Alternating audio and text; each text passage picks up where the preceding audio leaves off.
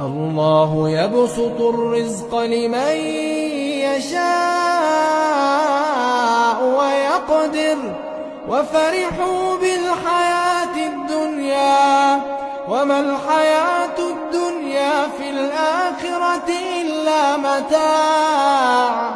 ويقول الذين كفروا لولا أنزل عليه آية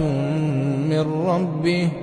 قل إن الله يضل من يشاء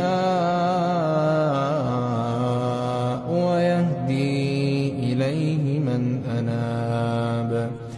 الذين آمنوا وتطمئن قلوبهم